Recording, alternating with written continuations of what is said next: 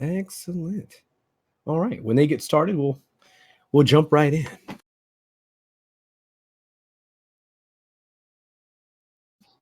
Excellent. Chad, how are you all doing?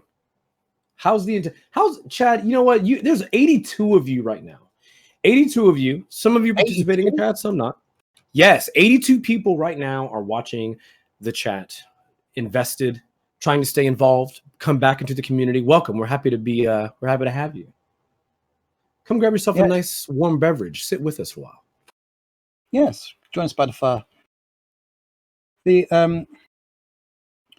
Wow, I'm just so amazed to have so many people here. It's very nice. It's very nice to see those love and support. The thing is I want to talk about is with the meta. Can you just name one card, name one time when there was like an ID that you thought? Just pick one time in the meta. Just pick a.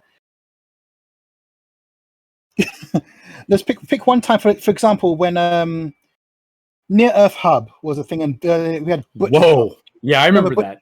Yeah. Yeah, that was it. Slices, it dices, it burns, it does everything. Yes, I remember this. Now,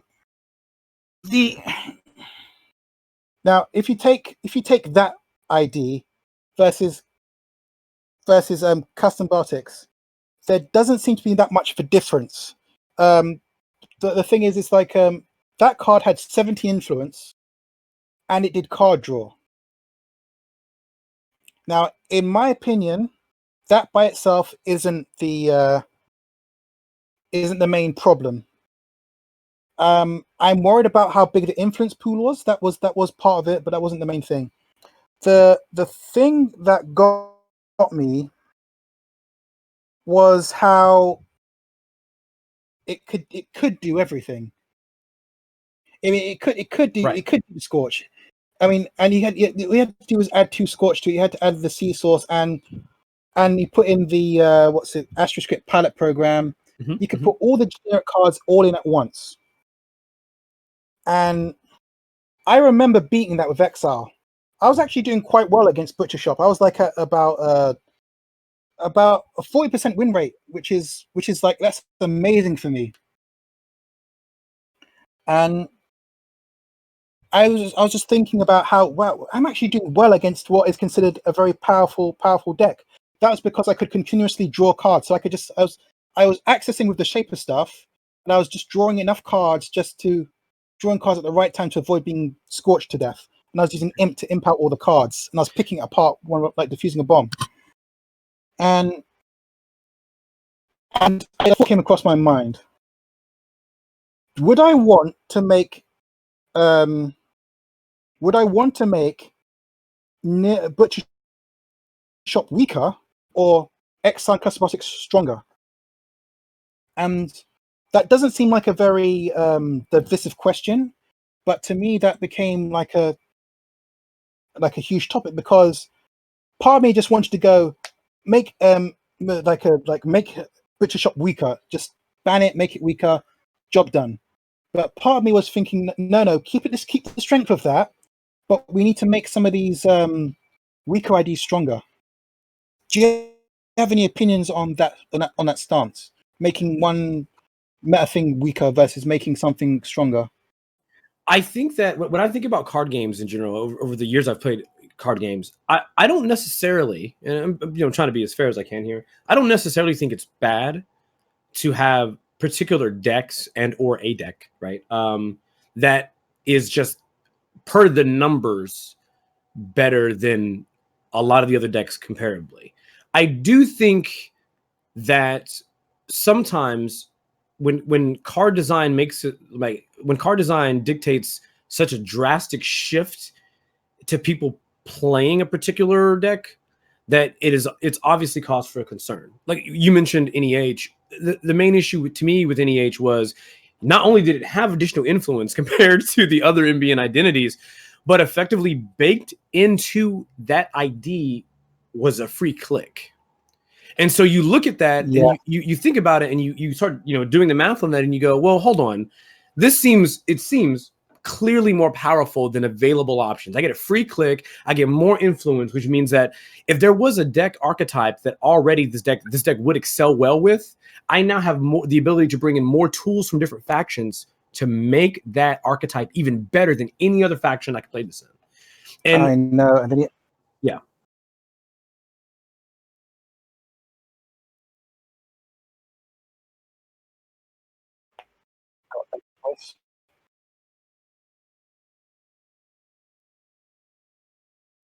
Oh, thank you very much. We got a confirmation from the lovely voice that might get another host soon, and this is very interesting.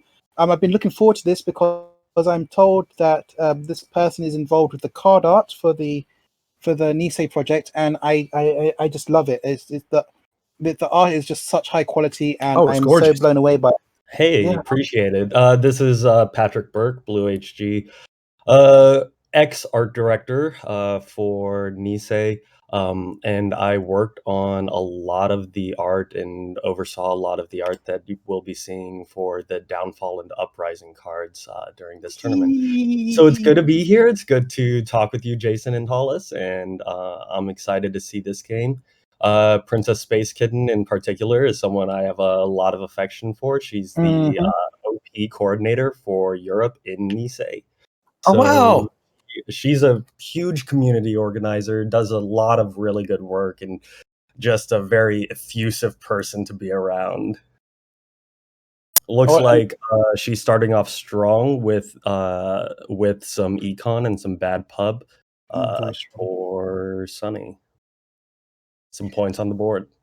I think that first play by Space Kitten is very, very bold, right? A turn 1 scoring of hostile says, "Hey, no holds barred. I'm all in on this credit game. Come on in." Yeah, this is fantastic. I mean, as I mentioned. Go ahead. Sorry. Oh no, I had to switch to a Titan deck since Custom Basics rotated, and I just packed it full of snares and nasty stuff. And I'm very interested to see what kind of shenanigans are going to happen in this Titan deck, because so far we've seen lots of econ. So I'm very interested to see what that money's going to be spent on. My understanding is that Titan decks in the current meta have been pretty unchanged for the past year. The only change might be including some maybe like ScapeNet or Archive Memories. Sorry, not Archive Memories. Arc Lockdown. Depending on whether you expect to see Clot, in which case you want the Arc Lockdown, or ScapeNet to counter the turning wheels. But that's been the only new development. It's basically rush as fast as you can, and maybe dedication ceremony combo out at the end. Wow. Okay. That actually sounds very interesting. Holy crap. Okay. As we mentioned before in the first game, the ID here by Spare Seahorse. I love that. By Spare Seahorse is Sunny. So that's in my opinion a very late game runner. So, and again, we've got the same situation. Titan is kind of a rush thing, a very early game SAP corporation, and we've got a late game runner here. So this is going to be very interesting to see whether Sunny can set up in time. Very dangerous situation right off the bat. I like seeing Rizeki. I'm gonna just drop a name. I'm gonna drop a name here and give some credit where it's due. I spoke with maybe 2-3 weeks ago Dan Spinoza. You may know him as Code Marvelous. Excellent streamer, excellent member of the community. But we were talking a bit about Rizeki, and he explained to me, it kind of gives you, when you see it in the deck, it gives you some very like Congress Kate vibes, if you remember that deck archetype, where it's a lot of drip economy. And especially if you get it out turn 1, 2, like depending on how long the game goes, like that could be more than an IPO's worth of credits. It's incredibly powerful, and it means that it makes it difficult for corps to play a waiting game, try to like lock down their servers and stuff like that, because the runner is always going to have drip. Even if they run out of cards, they're going to keep getting credits. Yeah. So that's a. I would not be so happy with so much varieties of drip econ. Yeah, I'm doing it again. I know. I love it. But for some reason in Sunny, the drip econ makes sense. I like that. I love daily. I love daily cast. Daily cast. I like that makes sense. I also liked Underworld Contacts. That was good as well because that made sense for drip econ. But the issue becomes is when you got too many sources of drip econ, the late game becomes oppressive, and so even to the point where early game runners can win late game. I would like a way to shut them off. Yeah, so like lots of drip econ like that has often been described as runner prison. Prison being an archetype where you basically generally a corp archetype where you grind the runner down. But the runner version of it is basically just accruing a ton of money and setting up an unstoppable board state that never runs out. Real quick, I do just want to go back and talk about the GFI being scored. The spiderweb res was really funny to me because now you are seeing why a lot of people are not fond of Sunny's breakers. That one strength meant that they had to boost to reach the 2 strength of the spiderweb. It only ended up being 4 credits, which is about par for the course for spiderweb, but having to boost to meet 2 strength is not a great feeling. Yeah, but that's the thing. I agree with you, and I love it that it coming out of Wayland because Wayland barriers should be annoying. When you see a barrier and it's a Wayland, you should be like, "Oh gosh, Wayland, why are you all so high?" Whoa, look at this reveal right here. So, of course, Pat, you'd mentioned that this was going to be a deck that was going to go fast, Sonic the Hedgehog style. And as we can tell right here from archives, Biotic Labor, 4 influence, just chucking it in like that. All right, let's go. Yeah, that is interesting. Like to me, that says a lot about where their hand state is, and how comfortable they feel about their future econ. You know. Oh yeah. Hey, they don't have to boost me that. Yeah. and look at this, right from the jump, we have an ice wall. Which, of course, because of Sherman M3, you're gonna get right through, but it's 1 credit to make the runner spin 2. Or more if you choose. One real credit right now because of the what's it called? The bad data folding. Yeah. Okay. Oh, so I mean, I love data folding. Data folding makes so much sense to me.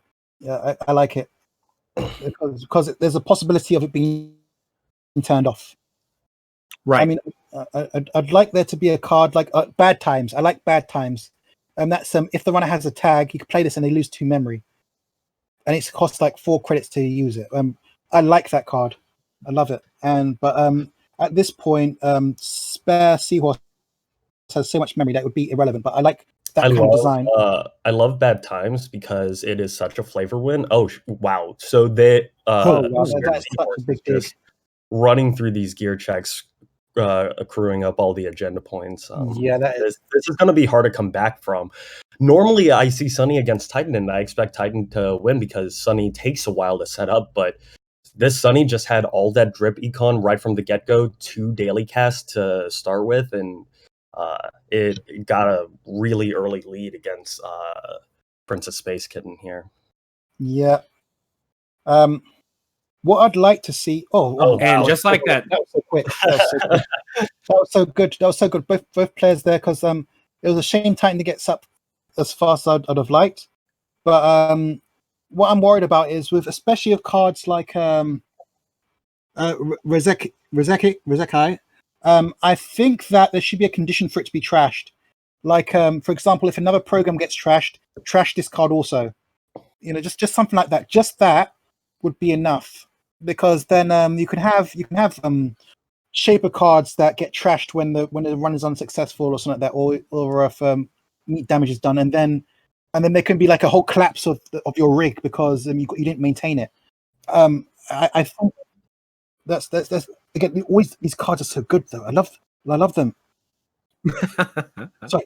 I do just want to shout out the art on Regiki is made by Yakuza, who is a really prominent Dutch TO. He creates all of these like these laser acrylic IDs, which are absolutely gorgeous if you've seen them in real life. And he does a lot of work, just like spearheading the Dutch meta. He's done like he ran Crown of Lasers last Worlds. He's a really good guy and a wonderful artist. Made some really excellent pieces. I'm happy that you give the shout out to the artists because I feel like they don't get shouted out enough. I mean, we're familiar with a lot of the artists that we enjoy, but we never really give them shout outs on stream or anything like that. So thank you. No, thank you for that. Because again, I love the work, and I'm always going on about the work and the product, but I never credit the artist. And I should correct that. We're gonna jump right into the switcheroo between Space Kitten and Spare Seahorse, where we have Geist versus Jason. We're NBN sync. NBN. What 1 moment? So table 22, yes. Table. Sorry, I'm lost in a code gate right now. I'm sorry, I forgot the holding gate. There we go. So we're seeing Sync versus Geist, and this is really interesting for a multitude of reasons. Sync not being well known as a popular ID right now, and starting off without an HQ Ice against Criminals, so immediately they so dangerous as is custom. Oh my goodness! This is just a strong start for Princess Space Kitten. Getting out the masterwork to cheat out a boomerang and then playing one of the best new Uprising Econ cards on the ICE server after doofing them, so they probably they might not have the money to res anything substantial. This is a strong start. A very strong start. Yeah, wow. I'm excited. I mean, that turn effectively it's a turn 1 diversion of funds. Oh, and killing a Rashida, that hurts so much. Yeah, as a corp, like losing that turn 1 Rashida is just one of the most like depressing things to happen. Yeah, during a game. I mean, I'm quite surprised by the not icing HQ. I'm really staggeringly surprised by that, considering the ID.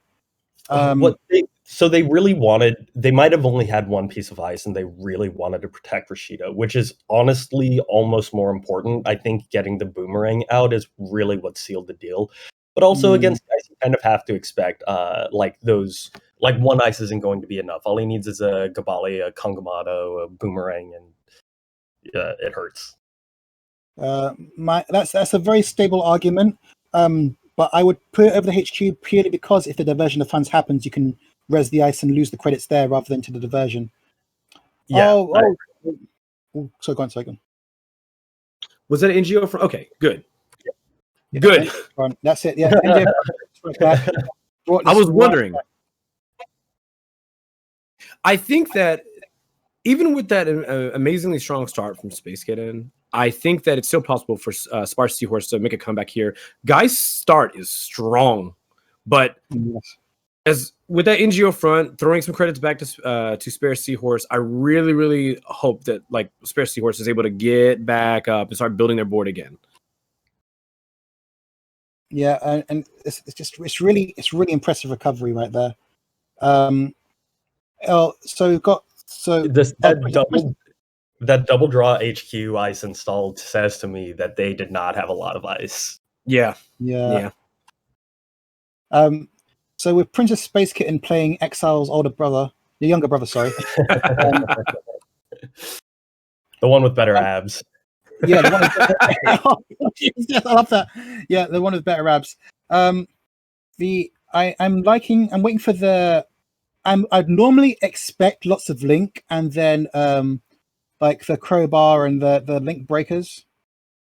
But now it's been replaced by Boomerang, and I'm mildly concerned about Boomerang because it seems to be a bit too good, to be honest. Invalidating ice, fine, but the way that Boomerang seems to be able to invalidate like all ice. Well, all like one ice. I think it should like work on like D-res dice or res dice, like one right. Like it should work on D-res dice. If you're Stargate coming down on an undefended R&D, this is dangerous for a lot of reasons.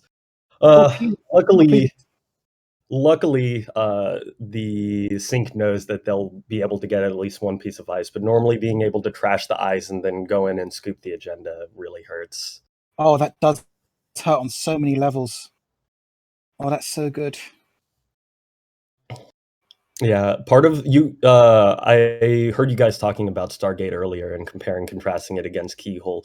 And while that comparison is obvious, like a hugely powerful part of the card is the semi R&D interface esque soft lock that you can put the corp into, and that is just a really powerful aspect of the card. A hard hitting news coming down. Ooh, here we go. Now it's yeah, Criminal is normally pretty good against fighting these sorts of tags, but Sync is going to make it really painful to remove these tags. So wait, what's hard hitting news? Is it good? I'm kidding, guys. I'm kidding. Just a really niche meta tech card.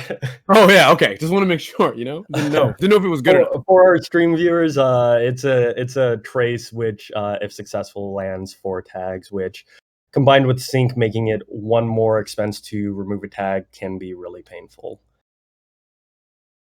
Oh, okay. I'm surprised we're not seeing any of the tech traders out yet, because it's really going to be an issue for the money supply. Although once those tech traders land, it's going to be funny. Probably pretty happy that they didn't come down before they can be trashed by Sync right now, but that is a good point. Those tags do make it difficult. Yeah, we did talk about how strong a Startgeist had that turn 1, but you're right. They have not got down any tech traders, which is what really... Oh, boom! There it goes. That's it. Well, that was Hit the railgun. Well, okay, that was spicy. Sparse seahorse, all spicy. Yeah, it's very good. That's kind of what you expect from Sync. You expect them to kill you with the economic deficit, but guys normally being very resilient to kills. But yeah, 7 meat damage is a lot. It is. It is indeed. That was amazing. That was delightful. Very fast games. That was the fastest Sunny game, that first game that I've ever seen. Well, one of the fastest Geist games too. And correct me if I'm wrong, but I mean, Geist, just to reflect a bit on the previous game, right? Geist, as well as the other runner, Sunny, they're similar in that they do take time to get their full suite and plan out on the board, but it does bring about that sort of, like you called it, runner prison, where if they're there, that inevitability of the game being done is just a countdown timer. There's not really many options you have to counterplay, I don't think, when they're making runs very efficiently every single turn, without you being able to defend against it much. Yeah. The counterplay exists in like Chronos Protocol or something, where you remove the ability to recur a lot of their powerful tools. It was also a lot stronger when Levy was around, but now you have labor rights and heart. So there's still elements of those tools there that make it able to recur the powerful ones. Yep, I think Levy was too powerful of a card, in my opinion. But I love what the replacements have come out now. The replacements, like I love labor rights. I really wish that card came out with the official. I love labor rights. I really wish it came out sooner. Oh, okay. Let me have a quick mosey on. Let me see if there's someone I can NBN on. Let me see now. Is 27 okay? Because I see Ransom Man. I just love that name. Ooh, there we go. This is what I was looking for. We got 419. 419. That is probably the strongest metaphors on the runner side that we expect to see today. It's just lots of good cards from the recent ban list. Kind of the only thing that 419 lost was Corporate Grant with the Purge. Do we have it up on stream yet? Yeah.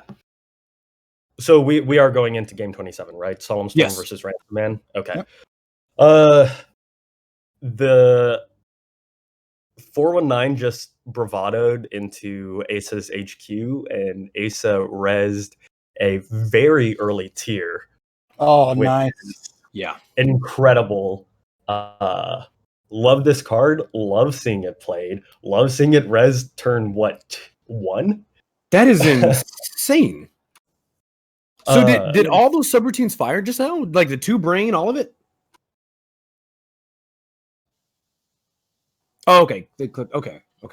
Yeah, so let's get to Windows.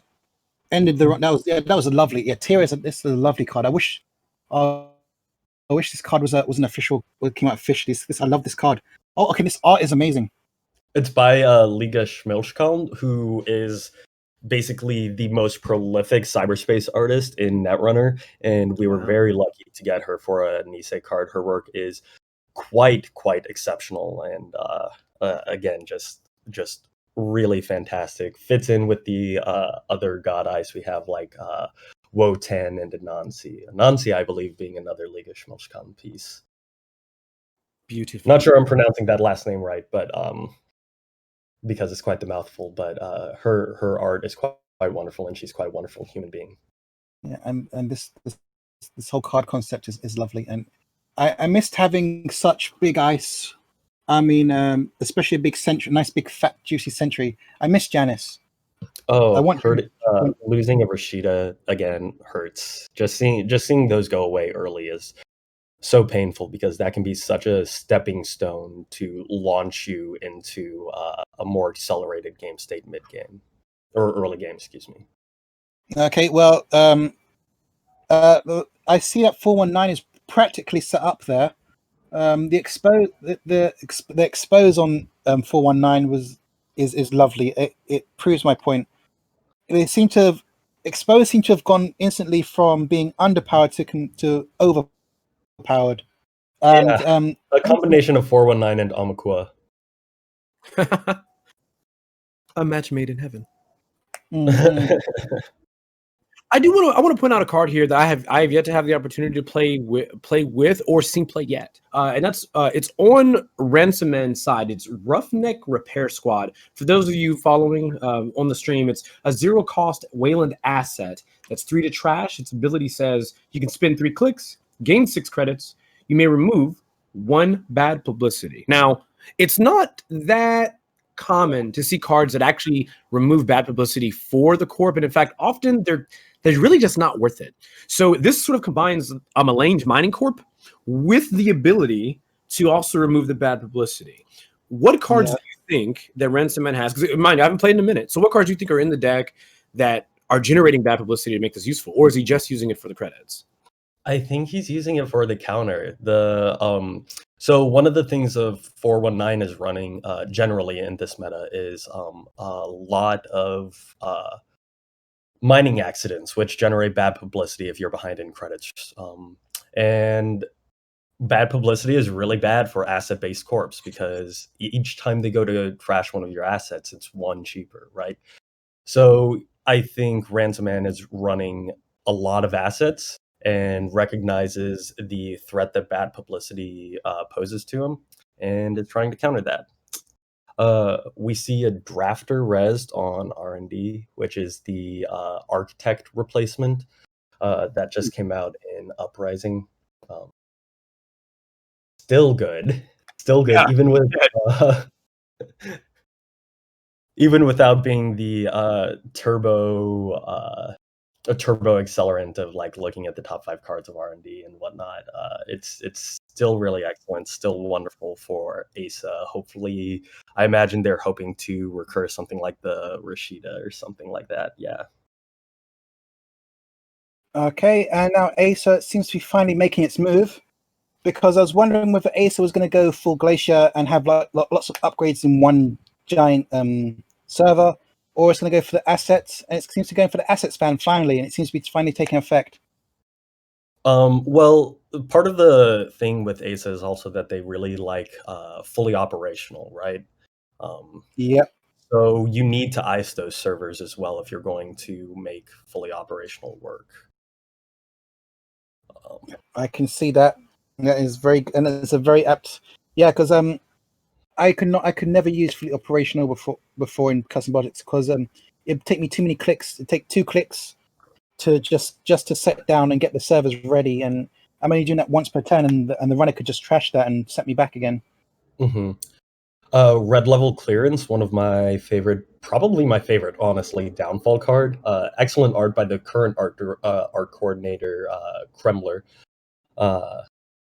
Just it's such a flexible card. It's one of those things that like you play it and you just feel like you have so many options. It's like using an SMC or a artist colony or something. That's what it feels like. Just really good. I love modal. I think it's called modal cards like this, where you have those kinds of options, and it does that, like you said, that flexibility. It especially if the effects aren't ridiculously overpowered, right? They're fairly well balanced based on things that should be around the same tier. It's just beautiful. I love seeing stuff like this. Shout out to Nisei. Oh, okay. So you've got a secondary breaker down. I'm surprised it's happening. Well, it's better to be safe than sorry. You never know what can trash your turtle. So, okay, from the strategy of Solemn Storm, it looks like it's going to be a case of building tokens and from accessing lots of cards, and then just going to go for a deep dig in HQ or R&D. The card he put down is Bugalter, which right now counters 2 very specific cards, even with a board purge, which would be Tier and Drafter, both being sentries. Bugalter being the best sentry breaker in the game right now. Oh yeah, Diversion of funds after boomeranging Tier. Oh, that's God. That's a good play. Gosh, it's a very good play.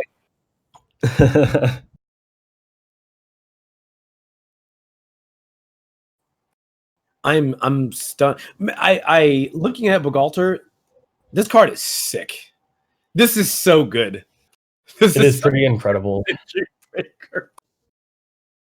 I think the brief for this one was something like create a corroder, just like make criminals the sentry breaking faction. Yeah, because all of their previous cards had intentionally had drawbacks. Like you had your femme fatales, you had your extraordinarily expensive garottes, so on and so forth. So yeah, it seems like they just wanted to give criminals something reliable on top of what they already have. Oh, so yeah, I have issues, but I can see it. I can see. I like it. I mean, it seems very, very powerful to me. The class act, the return of Andromeda. Let me tell you something. Look at the art on Class Act. Right now, if you're listening to the stream, I'm dressed just like that, enjoying this podcast right now. I'm having a great time. Screen up, just relaxed in my beach chair. Okay. Hopefully, it's Grand Vista too. I mean, right in the background, Dubai in the background, So, Ransom Man building up a strong remote, kind of out of thin air. It was previously just one of those like unmarked whatevers, Maryland campaign servers, and now they've turned it into a veritable remote. Right. Yeah, this is what I like to see. Yeah. And this is really important that Ransom Man does this now, because as it stands right now, accident I was talking about. Ooh, nice. There it is. Here it comes. Nice. Good call. Ransom Man has to. I'm sorry, say that again for me, Pat. No, I just said placing an ice on archives. I think this is to make the turtle lockout More painful. Previously, they were running archives to just accrue those virus counters, pump up its strength, and now that's going to be just the slightest bit harder. Indeed. I mean, a lot of this seems like, oh wow, a lot of this seems to come back down to just basic fundamentals right here, right? So in this case, Ransomman knows that eventually once Amakua, the turtle, gets going, it makes every single server open. So he's at this point, Ransomman's identified the scoring window where Amakua only has 2. Buchalter's there as an efficient sentry breaker, and he's triple stacked this ice in this remote to force this agenda score as quickly as possible. And that's basically the strategy. Is they've got to weave in and out of the corp being able to make the run, and then not having the resources or virus counters, whatever you want to call them, to be able to get in. So this is a very delicate way to play the game. A very surgical way he has to play around this. Mm-hmm. Yeah, you saw Solemn Storm trying to run that empty server to get easy virus counters, and Ransomman found it worthy to res it. We have Ransomman scoring a corporate sales team, going to get that 10 drip. Hopefully a pad tap doesn't come down, which really hurts with 419. Or sorry, not with 419, with corporate sales team. Oh yeah, because they are gaining a credit every time you are gaining a credit, and if they get 3 down, it is just the biggest slap in the face. Shame on you for scoring that card. I do want to just quickly jump to chat real quick. Luke Nukem A&R asks, is there any reason to run Roughneck in ASA? So, of course, we here have talked about that a bit.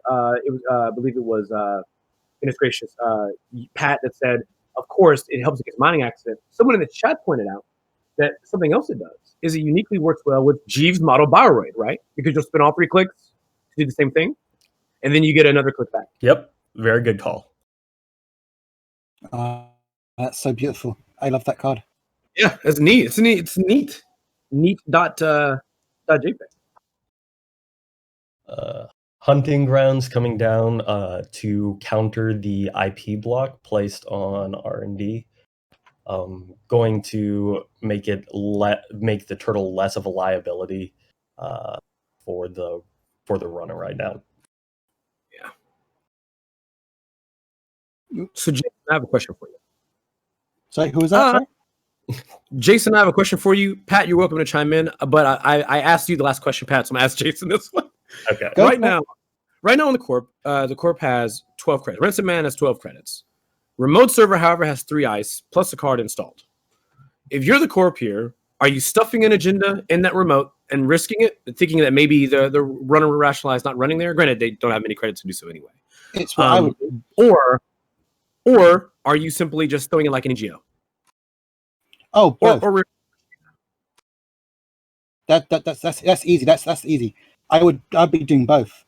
It depends whichever I get first. If I get an agenda first, it goes in there. Because if I've got this many credits, I can't afford to have agenda flood at this point. Pat, same answer. Jeeves, probably 4-score combo coming down. Right now, wow. Yeah, the double corporate sales team. Now is a really good time to push the runner because they're not super economically dominant. And with your 2 drip a turn, you suddenly are. That's amazing. Corp having 2 credits rolling in every single turn? That's gross. Mm-hmm. Wait, so is that senior taps in the runner bin? Senior taps? Tapeworm? Yep. Recently off the ban restricted list because Sacrificial Construct no longer being in the card pool. We were talking about modal cards earlier, and the runner just played Deuces Wild, which is a wonderful card for 419 because of that expose and run, which procs all of their run stuff. It lets the expose build up an Amakua counter. And then it's also just one of those things that's really subjugating NBN right now, and a counter against IP block with the remove a tag mode. So it's just a really good bread and butter card for them right now. Yeah, this is solid. This is looking very, very good for Ransomman, given the fact that they're at 4 credits rolling in. That means they can dedicate less credits to gaining, less clicks, to gaining credits. And then you got Jeeves in there. Jeeves offering free additional actions also. This is looking good. It's looking good for Ransomware. It's This looking is a great. very comfortable board state, it seems like, yeah. That said, 419 gets some real R&D pressure down, maybe like a Stargate or something. I'd have to double check what the primary list is running for pressure, but their centrals are kind of porous right now. I'm very confused here because I'm used to Criminal being a lot richer than this. I mean, so what's happened? Why is this Criminal so poor? Part of it is not getting a Reggie down. They have played quite a bit of Econ. They've played their Falsifieds. They've played their Paragon. They've played a Diversion. This is going to be their final Bravado. I am so surprised. Look at how many cards the Corp has res though. Like the runner has made runs against all of these. They're trying to find a soft server to proc all of their run success stuff off of, right? And Ransomman is not giving them an easy place to run. And as a run-based runner, it can feel really suffocating to not have so like a soft server. I think that's where all of the money is going, is during these folks. Oh, sorry. My biggest thing is that first round tier. I mean, it really blocked diversion of funds, and it makes diversion of funds punishing for the runner, even though it does punish the corporation. It punishes the runner more, and I've seen very few ways to get Econ besides burst. And I remember it being a lot more devastating. Oh, it's okay. So some storms up to 12 credits now. I don't know how long you can doing a lot of work. Yeah, this is looking pretty solid. You know, to be honest, looking at this setup over here by Ransomman, it very much reminds me of old school replicating perfection, right? Where the ice wasn't necessarily ETR ice. It was ice that said, "Whoa, Stimhack!" And a border control. Oh no! No. He's got to make the. I'm of the opinion that Solomon has to continue the run and force the pop of the border control now rather than later. I'm of that opinion, but stopping now is also valid because then you could probably build up money and run twice. So there are options here. Solomon seems to have been very kind and popped the ice early instead of making Solomon run through the rest of the server. That is a very small kind. As a very kind corporation. If that were me, I'd make them run to the last moment. A lot of times it can be like, especially against Shaper, when they have a lot of like instant speed trigger stuff, it can be really useful to just stuff all the stim hack credits. With Criminal, not so much, but also the end result would be just them getting to the bottom of the server, spending only stim hack credits, and then the same thing, basically. Oh, so would it cost less than 9 credits to break that server? I think it actually would have costed them 1 real credit if they had to break the border control subroutines, but I mean, at that point, it's a lot of button clicks for 1 credit, and if it seems like Ransomman is really confident in their ability to win next turn, so. Yeah, that seems fair. Going on a deep dive with Turning Wheel just as a Hail Mary. Can't blame them. Why not? Yeah. So wait, I plea block triggers because of the nice Hunting Grounds countered it, I believe. Oh yes, okay. Yeah, it looks like that's early game, and there it is. That's it. A very well played game. Very well played. That was truly a pleasure to watch. You know, I really liked it. I liked watching that game. I wish we had been able to see Solemn Storm be able to grab the Rizeki stuff. I think we definitely could have seen a much different game with that drip of his common in every single turn. Reza keys or pad taps. Yeah, there were some cards missing there that would have made the 419 board state much more intimidating. And I'm going to be honest that I was expecting the board state to be a lot more intimidating be a lot more intimidating by 419. I'm quite surprised that everything was just bounced off Acer. I'm very surprised by how stable the credits were. Because if you look in the bin, there was a lot of credit cards generating credits that trashed. It was those early corporate sales teams, like normally very dangerous to run against 419 because of pad taps, but they scored 2. 419 didn't get any pad taps, so they were rolling in 2 credits a turn, runner and corp. So that really kept them afloat and gave them that drip sustainability that we were talking about with like Reggie on the runner side.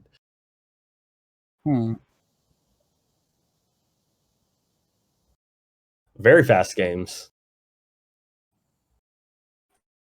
If I can pick, is there an NBN one at all, or? I see one on table 43. Table 16 has yellow too. Table 43, table 16. Let's have a look at table 16. Let's look.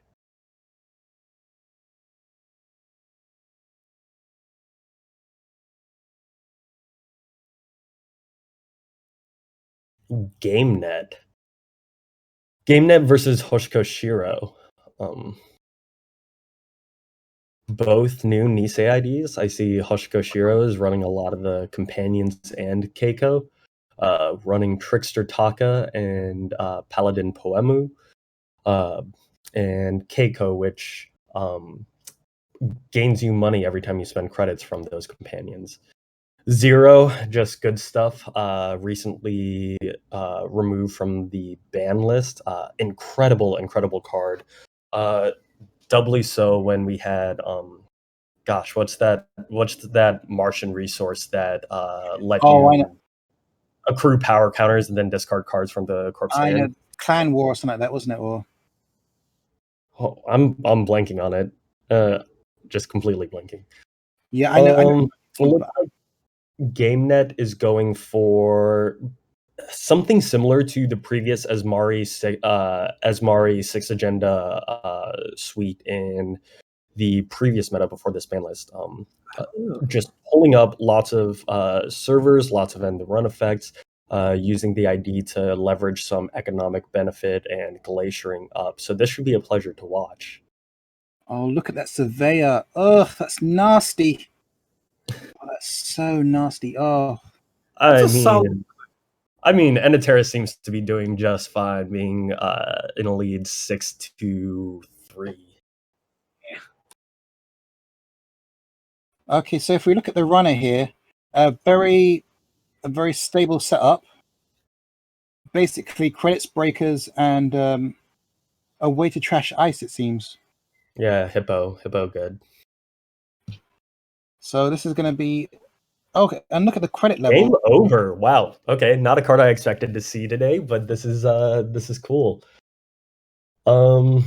Get to choose a runner card type and trash all non-breaker versions of that, or the runner can save them by paying 3 credits each. So it's going to be an econ hit or a board state hit, and that's tempo either way. Oh dear.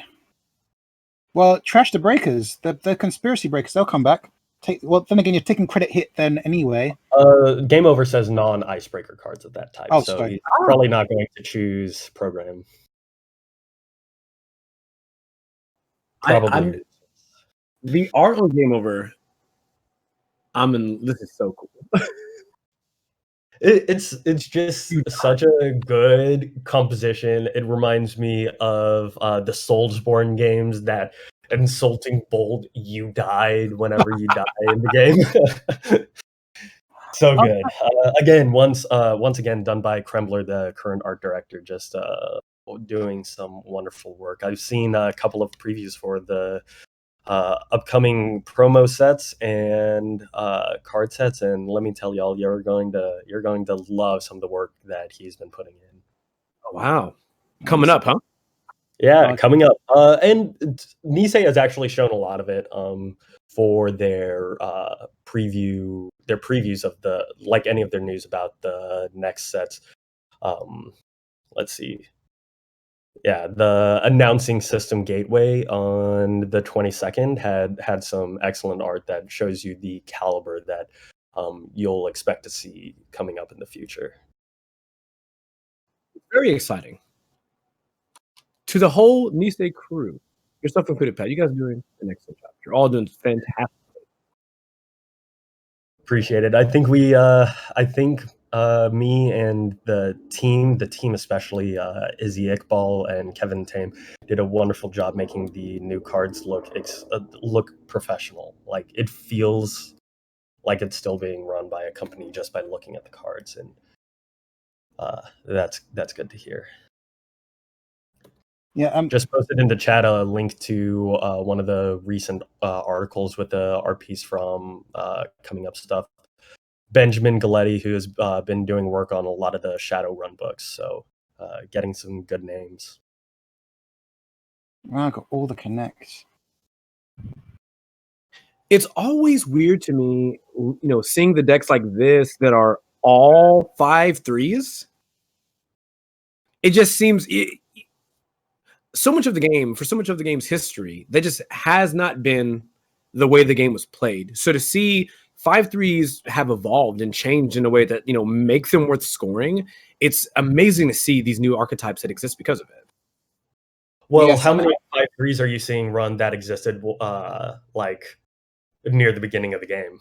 Whew, I mean, it was, to be honest, in the beginning of the game, 5/3s were only put in because they had no other choice, right? Yeah, it's like it's put at least 2. You're absolutely right about the design evolving on them. SSL being a quote-unquote defensive agenda, being an economic buoy if it gets scored or stolen, and then Bologna being, again, one of those boons either way, 5 credits.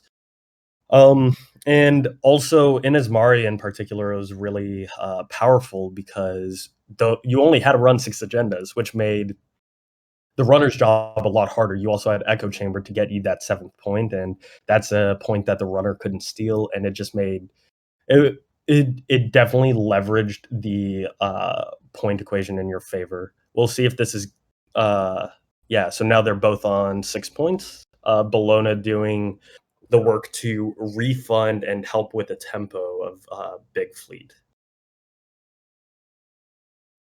This is amazing. Bologna is amazing. Bologna is fantastic.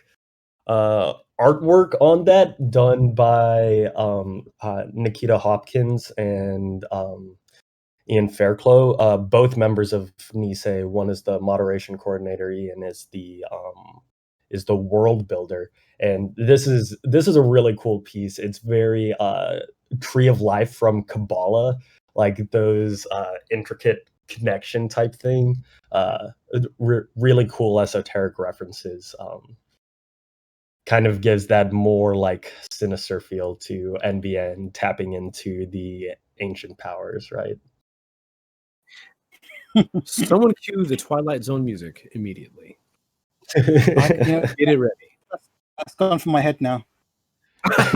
Good. It immediately started in my head too. You you know what you're doing, Hollis. Oh dear. So, do you think? And I'm going to jump into. Oh, I'm sorry. Go ahead, Jason. No, so I was going to point out here that we are very close to hitting the 10,000K mark with our donations. So I just want to thank everyone for participating and being here. Remember, this charity event is for the Bell Project, and we are so close to making I don't know if this is big for the biggest contribution for the stream yet, but 10,000K is considerable and it is an amazing achievement, and we're so close to achieving it. I think was it about 150 away from it? That's. And as soon as we hit it, I am told by the lovely voice in the head we're going to start giving away prizes. So so again, thank you so much everyone for participating. All right, so yeah, I'm sorry for cutting in there. It's just that is such an achievement there. I just thought I had to mention fantastic. It's what this entire tournament is about. It's a charity drive for a fantastic cause, and it really warms my heart to see the Netrunner community supporting it in such a strong and concrete way. This community really is one of the best.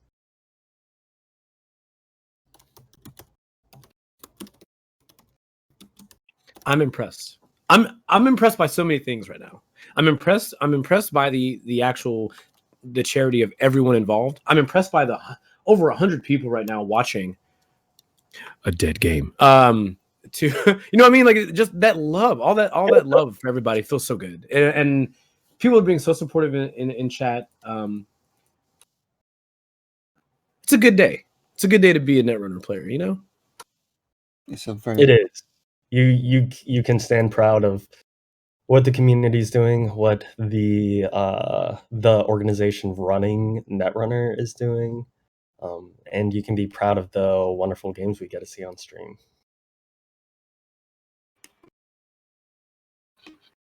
I'm very okay. I mentioned before about the credit levels. Okay. Oh, okay. So the runner's now hitting 7 credits. I'm just wondering, how low can is the runner's credits credit level stable now? Do you think? Because pretty soon we're going to enter the situation where the runner can run at least 2 times a turn, and then it's going to be very oppressive for the corporation. Mm-hmm. Especially with that turning wheel ticking up all the time. Yep, then that's deadly. It's a weird. No, you're right. You're right, Jason. It's a weird spot to be in because, as it stands, HQ right now. The corp has 6 credits. HQ Ice hasn't been res, which means that it gives. Pardon me if I butcher this. Initeris the ability to farm for Makua counters, farm for goodness gracious, turning wheel counters, and when all of the agendas. Oh, what's happening here? A run on HQ. Could it be there's one sticking around in there? No. Mayhaps. Access to turnpike, so if there is one, it's the other card. Yes. No, I think it was just a soft run to try to build up a turning wheel counter since the last dig got stuffed by a border control. Using direct access, which is the employee strike kind of remake. So yeah, that's game. All 3 wow, SSLs came out in full force. Oh wow! And if he had not gotten that, the echo chamber was in the server next turn. Wow! Although they didn't have the credits to res it, is what it looks like to me. So I don't know that it would have been game unless I'm missing something. But wow, the echo chamber, really good game. It's really interesting to see the Asmari 6 played in GameNet, and it's a really good case study for why a deck works better in one than the other. Part of it is the 40 card deck, and part of it is that Asmari front loads that econ so much, where GameNet only starts triggering when the runner starts running. This was quite the deadly situation. By that I mean, I'm kind of surprised by how low the runner's credits managed to get in this situation. Because I'm used to, at least when I left the game, I'm used to the runners being very comfortable on the credits. So it's nice to see that the runners were struggling for credits this time. Oops, sorry. Yeah, you're right. Sorry. Initeris in chat from the game we just watched says 100% skill. Well, it's a good point to make because they didn't have the so there were 3 agendas left in the deck, right? So the thing is that one of those 3 is Bologna, which he couldn't afford it to steal. Oh, So, you're right. You're right. so that was well, So, yeah. Jurassic Park style beat the odds. Yeah. Yeah, Yemi Nature's Yemi left Joey in a said. Ferris Bueller way. Yeah, Yemi Joey even said 2 out of 28 possible. Like that. Yeah, the it was a low chance. It was a very low chance. Wow. How much time do you have left in the round?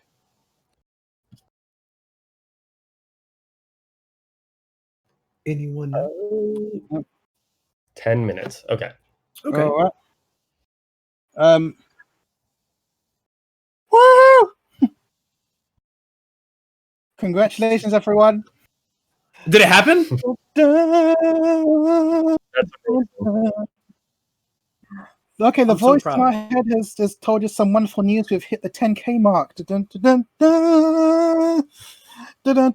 amazing. We should have had music on for this. Although your sultry voice, Jason, is wonderful. So there's this game called Plock, and it has like some of the craziest, zaniest celebration music. And I'm tempted to play it because it's so lovely, but I don't know if Twitch has got like some kind of copyright stuff, so I don't want to play it just in case. But it's basically dun, dun, dun, dun, dun. It's just like celebration music, basically. Oh. I'm celebrating right now by taking a shot of water as I because where I am it's 11:30 in the morning. Where I know we're in quarantine, but that's a forward move to do at what is it, 11 over there? Well, for some reason, 11 a.m. For some reason, the local shop thought it'd be a good idea to sell 4 cans of JD and Coke for £3. So yeah, I don't know if that's a good idea or not, and I had to buy some, obviously. So I might partake. I hope I'll be forgiven. You do what you do, Jason. I've forgiven. I've gotten all the ranting out the way, and there's a lot of love in the air. Not so all of it. Okay, true, not all of it, but I've said all the constructive stuff. The rest of it is gibberish and doesn't deserve consideration because I can't. If I can't give it if it can't stand up to the abuse of the real world, then it doesn't deserve the argument I'm making for this doesn't deserve to be said on stream. So I've said all the constructive stuff, and there've been good response to it, and people have given their opinions on it, and I'm very interested and thankful for that. So are all the matches finishing up then, or? It looks like they are beginning to wind down as we have less than 10 minutes left in the round. I'm just going to peek in on some random ones and just seeing what's happening. Right now, I'm peeking on the table 40 just to see what's happening. It was mentioned earlier, but of course, wanted to make it clear. If you're donating here today, I understand there's also going to be a fair number of special prizes being given out. Ooh. Alt arts, all kinds, very beautiful. There's a long list. We'll actually get to that here coming up, going into maybe a bit before round 3. Want to say thank you to everybody in chat. Right now we're at 120. Oh, looks like a raffle's already begun. Thank you for bringing up the alt arts hall. That's another part of the community that's amazing. The artists in the community have put a lot of creativity into the alt art scene, which is fantastic because it gives you more prize support. It gives TOs more options, especially now that proxies are legal underneath. Say, Atomic Current made an amazing Black Lives Matter. I've had worse promo for this, and it's just fantastic work. Oh, what? I don't think I've seen it yet. What? Let me see if I can find the image, and I'll post it in chat.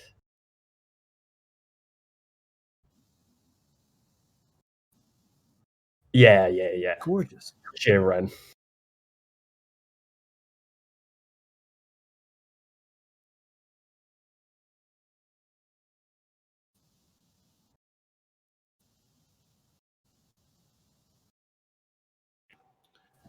$117 of you watching live right now. Thank you so much. We appreciate you being around. Before I said grab a warm drink, but that's because I prefer cocoa to like a soda or something. Grab a warm soda. Grab a warm drink, you know. Give me that apple cider, if you. Forgive me, I hit a piece of ice and I got booted out. Unfortunately, It was border control. You had all the credits, but it didn't matter, unfortunately, because border control said no. Yeah, it did say no indeed in it, and you should have seen the DeRes action on my side of the screen. But so okay, I'm going to sorry, I'm just going to clear some tags by let me just post the stream. Let me just post the stream address to my Facebook, which I should have done from the beginning. So here's the I've had worse alt art that's being given away, the Black Lives Matter themed one. Depicts a woman with an afro and a bandana with Black Lives Matter, and it's just a wonderful representative piece by community artist Atomic Kieran. Also did some work for Nisei, actually. The alt art IP block was drawn by him as well. Fantastic person, very conscientious, and a wonderful piece. Yeah, I love it. I'm just gonna stick that in my Facebook thing, and everyone's gonna be wondering what's this? Is why do you have this picture? What's this picture from? It's like from a card game, and everyone's gonna be like, oh, Jason's just doing his weird things again. The weird things. Yes, because well, it's like not many people around where I am play board games and card games and whatnot. So it's seen as a bit of an oddity, unfortunately. Well, if you ever come out to San Diego, we'll be welcome to have you, Jason.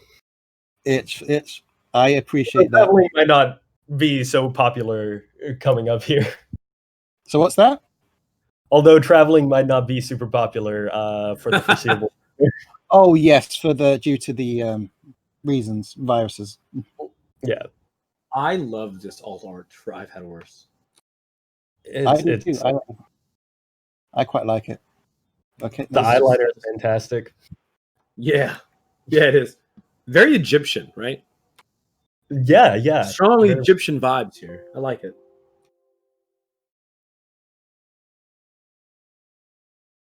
Also, I like the mask.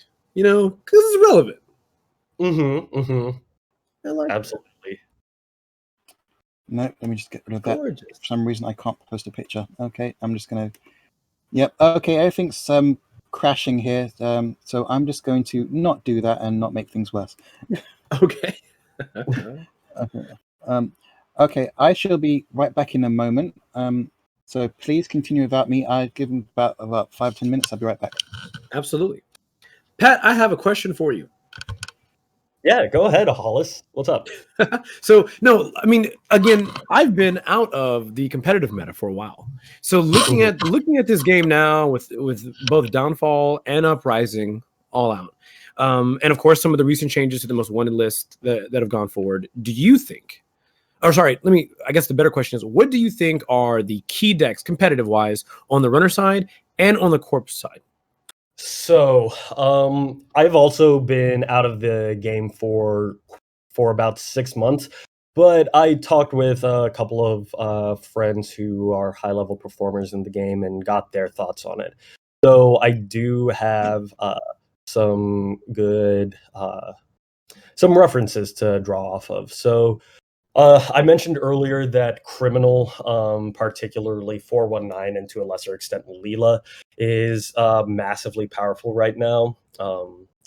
Regiki being played there, they were really good pre-MWL, pre the current ban list, and all they lost was the corporate grant.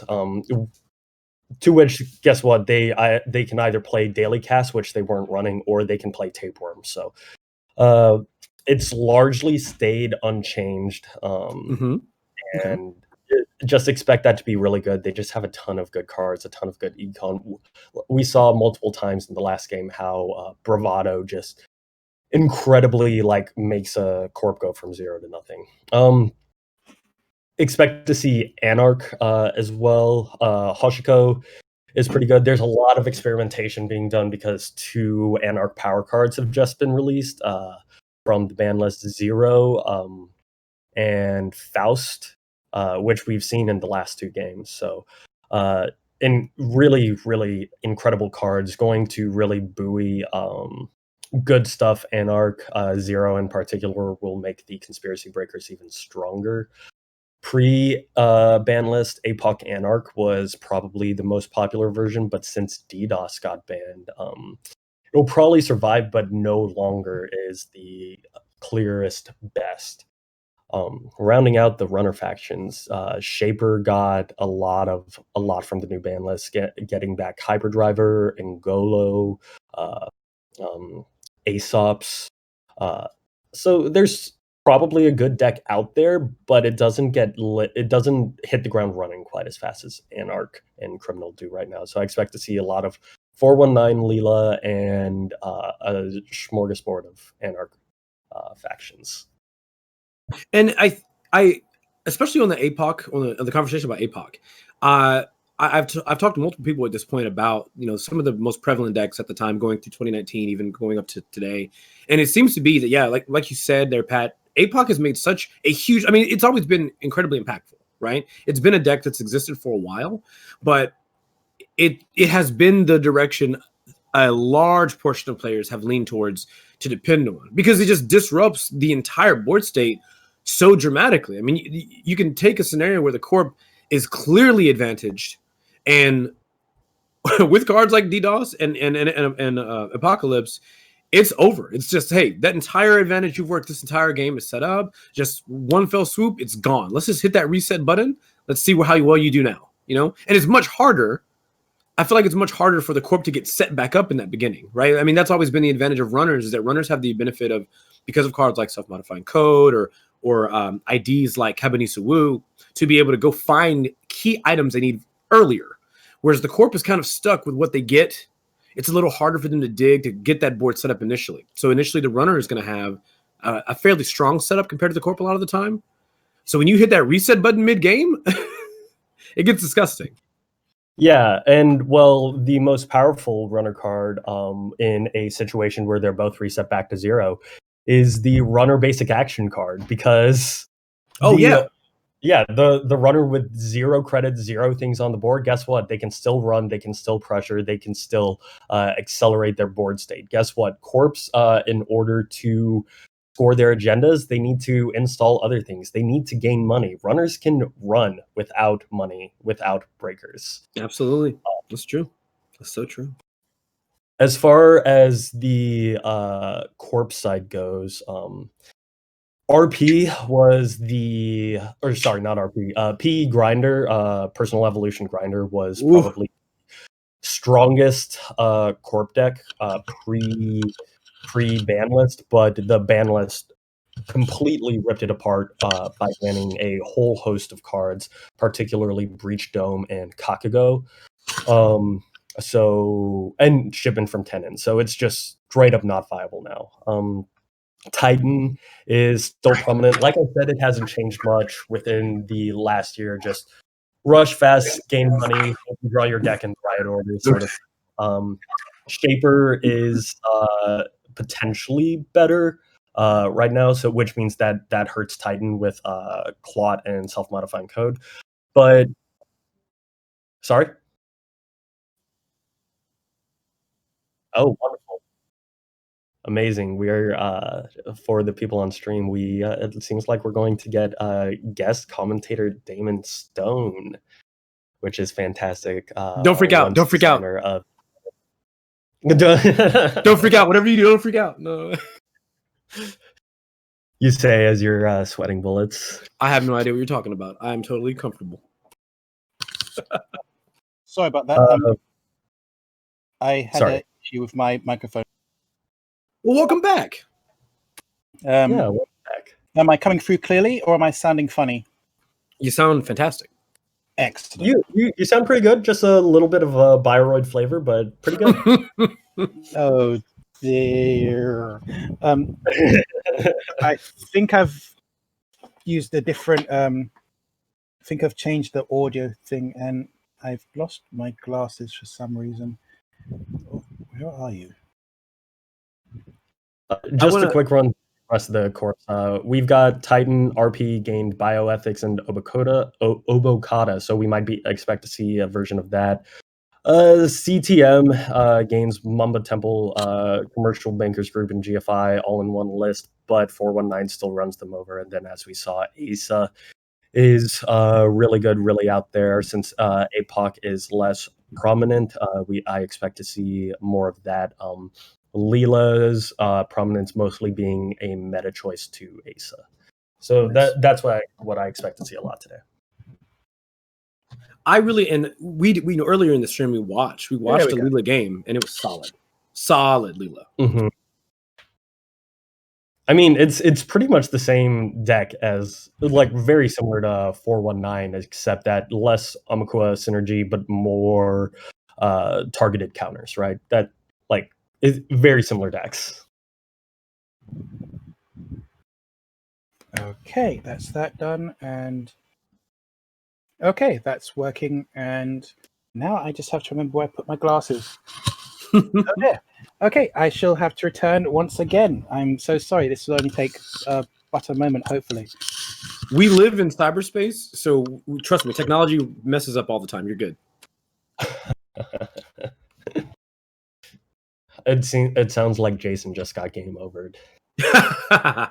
Unfortunately. If you're just joining us, Pat had mentioned a little bit ago that Mr. Damon Stone will be joining us as a commentator as well here coming up. Don't freak out, everyone. Relax. You know, he's gracing us with his presence, teleporting in from the future where Netrunner 2.0 has been released by Wizards of the Coast, where it failed, and then it's been repurchased again by FFG, or rented again from FFG. So he's from the future letting us know how that turns out. I hope you can elaborate. I think it's Netrunner 3.0 at this point. Yeah, right. Yeah. Netrunner 3.0. Yeah. Goodness. I'll be 58 years old. Still a spry young man. Yeah, right. So, I cannot say it. I so sorry I butchered your name here, but they asked, how will we judge whether you or Damon is the reigning best dressed man in Netrunner without video? I'm gonna go ahead and just end this contest now. Damon wins. Okay, if you've ever seen Damon, he wins. I don't think he's ever not dressed well.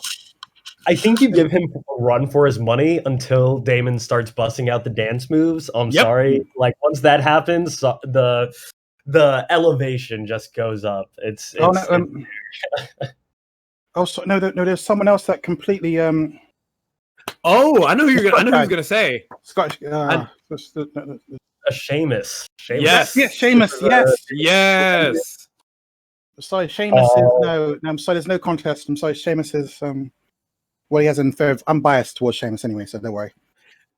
Seamus is the only person I am aware of in the community that has custom Netrunner cufflinks, and if that doesn't get immediate high points for swagger, I don't know what else does. Also, shout out to one of the people giving Seamus a run for his money as far as best dressed people in Netrunner is he's indeed. Ollie, shipment of head crabs, also very yes. Very the advantage they have is the turning the makeup looks in conjunction with the clothes. Wow, it just chef's kiss.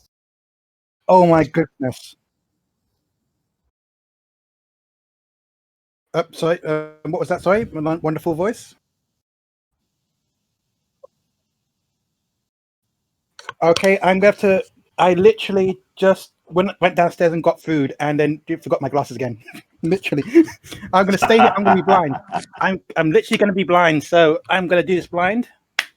Oh my gosh. So for everyone just joining us, Damon Stone on stream. Damon, introduce yourself. We're glad to have you here. Hi, I'm Damon Stone. Good to be here. Yay. I was on the original team for Netrunner. I was the second lead designer and took it through the boot of the core set before its officially unofficial demise. I'm very excited to see that all y'all are still playing and that Nisei is keeping things alive. I'm so excited to have someone in chat says, I'm so excited to have Mason Bellamy here in the flesh. Sorry. Is also me. Damon, it's a pleasure, man. It's a pleasure to have you here. This is fantastic. It is indeed. It's good to hear your voice, Hollis. Well, I mean, yeah, because you can't see me. If you don't know it, Damon is already dressed better than I am right now. If you don't, you can't see him like we can, but he is dressed better. Oh, wait, we can see? Where is this? Where's this happening? Oh, just on our end. Unfortunately, we get a small feature that the chat doesn't. I'm so sorry, chat. Damon, we're about to go into round 3. Have you been keeping track of Netrunner as it's moved out of the official FFG control into being run by fans? Only in the most tangential sort of way. I am still part of the Netrunner Facebook group, so I get to see some of the stuff that pops up. I still am connected to a few of the content creators on Twitter, so I get a chance to see some of the discussions and stuff that goes on. But I'm definitely, it was necessary for me to step away once I was not working for FFG anymore. It's just points where you see something, you're like a train wreck. You're like, no, don't do that. no. And vice versa, where you're like, damn it, why didn't I ever do that? Yeah. It was yes. me to like sort of step back and really sort of have a hands off and just, enjoy it as a fan, but not as an active community member. Yeah, I totally understand that. I was never quite as in charge of anything in Nisei as you were, Damon, but I definitely overworked myself, overinvested myself, and just needing to step away sometimes is well worth it. Hopefully Nisei has proven good stewards of the game after you. Well, I mean, I've definitely seen a number of the cards and the art that they've been coming up with, the revamped graphic designs, and it's in great hands. Good hands, great hands. Really appreciate that. Just for context, I was the previous art coordinator when Downfall came out, Downfall and Uprising. So a lot of the graphic design. Job. Thank you. Was a lot of the team I had with me. Fantastic people. Kevin Tame, Izzy Iqbal, Akira, Nikita, Ian Fairclough, just fantastic people working on the art. Zoe, just fantastic stuff. We're really privileged. Real quick, just to break up the seriousness of the conversation, I am posting a GIF. Don't want to offend people who have strong opinions either way on that pronunciation. Posting a link to a GIF in the chat on why Damon Stone beat you, Holosecco, for best dressed man. Yeah. I take all the lashings. I will happily take every lashing. It's I need to open up a second window to see this. It's here the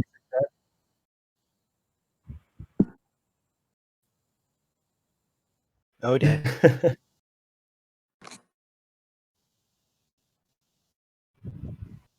Okay. There we go.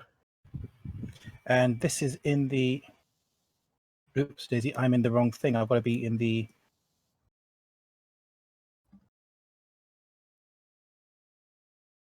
Do I have to click the mod view? Okay, here we go. Okay. Oh, this is wonderful.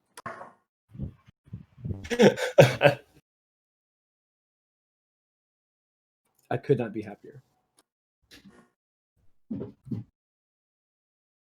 That is in the BLM Charity Lives Matter, or is it in the World's Lobby? Which I can post it in the BLM chat in the thing too. excellent. Oh, okay. Yes, there we go. I don't think. Let me tell you This is something. people's normal reaction to seeing that GIF. Oh, I love that GIF. I That's a could- lovely GIF. Damon, I could do yoga for years and never move my hips like that. Mhm. It's like I still haven't seen it again. I could I'll probably ping you in move the my hips channel. like I that think. 15 years ago, but not anymore.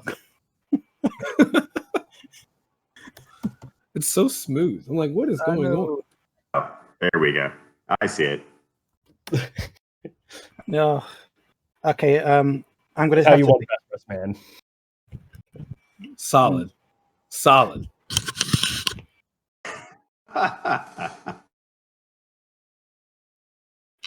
Oh, okay. So that's out. Felt hungry just seeing that. Right.